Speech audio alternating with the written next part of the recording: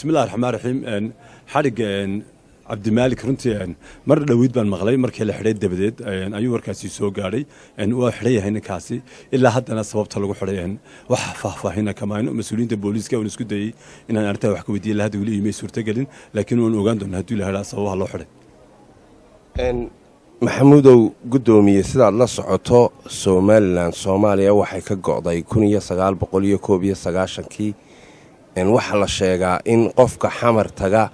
ama cid madaxoo ka tirsan dawladda Soomaaliya cidii taageerta inuu xadhig mutaysanayo ma la is oran karaa Cabdi Maalig waxa laga raacay hadalkii uu BBC-da ka sii daayay ee ahaa waxaan burco uga imid taageerada madaxweyne Farmaajo isagoo kaliya tamaha runtii dadka Soomaaliya iyo doorashadii Soomaaliya ka dhacday runtii tagay wariyaal badan baa tagay oo Soomaaliland ka tagay dad kale oo siyaasiyiin oo way tagay runtii daneynay inay systemka ama nidaamka cusub ee laga ka dhismay xamar runtii ay ka qayb galaan maadaama doorasho ay jirtay saad la socotaan runtii dad magaca Somaliland sheegta ayaa ka tartamay oo xilaal ka qabto mas'uuliyiinka waliba golayaasha waaweynaa runtii ku soo baxay marka saxaafadda waxay ka mid tahay dadka halka tagay hiyiraaca runtii sabab ay u tageen aan la garanaynin iyagoo qaran Somaliland oo jira oo dhisan runtii ay halkan ku haystaan ammaana horumar ilaa hadda ku socda marka waxaan u arkaa dadka halka tagay ama wariyaal ha ahaadaan ama dad kale mas'uuliyiin ahaadaan ama dad xilal u doontaan ama dad shaqo u doontaan ahaadaan in ay yihiin dad aan ku qanacsanayn wuxuu Ilaahay siiyay oo ah ammaanka iyo nimcada maanta dadka ay u tagayaan runtii hadii la barbar dhigo Soomaaliland runtii ay in badan oo kamid ah dadka Soomaaliyeed degan ay oran lahaayeen yaa idin geeyay ama yaa idin rara Hargeysa ama gobolada Soomaaliland oo dhan markaan waxaan u arkaa dad qaldan oo runtii wixii lagu heshiiyay wixii dalkan loo soo marayba runtii baalmaray maxaad soo jeedinaysaa xukuumadda Somaliland ee xidhay wariye Cabdi Maalig Muuse Coldoon runtii sida aad la socoto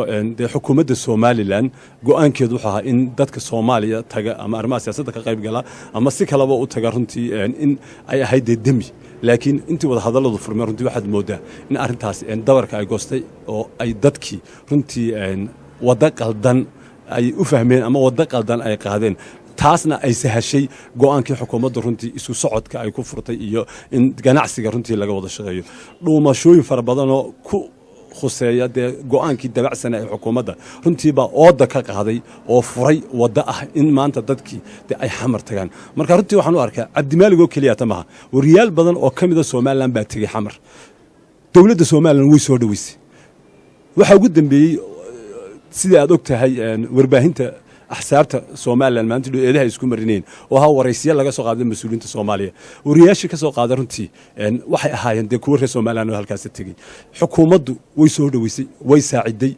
Hargeysa joogan haddana xamar bay joogan mar iyo laba iyo saddex ma anagu sooljahan xukuumadda oo kala hadalay dhowr jeer in ay arintaas dabada furanay iyadu sababtay runtii ay wax ka qabato laakiin anu waxaan arkaa qaladka ugu weyn in ay xukuumaddu u sahashay Cabdi Wali iyo qeyrkiiba hadii aan xukuumaddu talaabo ka qaadin anu waxaan u arkaa Cabdi Maalig oo kaliya too la xiray inaanay xal lahayn xukuumaddu ay u cadaalad fasho dhammaan wariyaasha xamar tagay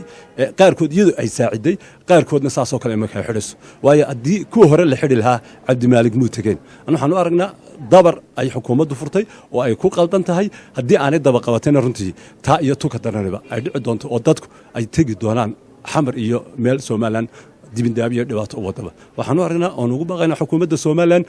boqol jeer baan kala hadalay in ay arinta talaabo ka qaado Cabdi Maalig iyo cidda kale qeyrkii arinta tagtay in sharciga la hor keeno laga qaado talaabo sharci oo qaranimada Somaliland runtii lagu difaaciyo waxaan u arkaa Cabdi Maalig runtii in talaabada uu qaaday ahayd mid qaldan suxufiyiintii kale xukuumaddu saaciidina runtii ahayn talaabooyin qaldan oo ay xukuumaddu runtii ku taageertay dad qaranimada Somaliland dhibaateeyay marka anigu go'aanka aan qaadanay Sooljan waxa weeyaan in aanu wixii saxaafada ee Somaliland ee tagay Muqdisho ee waliba sida qaldan u tagay ee bareerka waliba ninkii siyaasi noqonaya ee Somaliland ka tagay sida kuwa kale u tageen u xil doonteen in uu tagay laakiin magacii saxaafada Somaliland nisita oo xamar tagay Soolja iyo saxaafada Somaliland midna ma taageeriso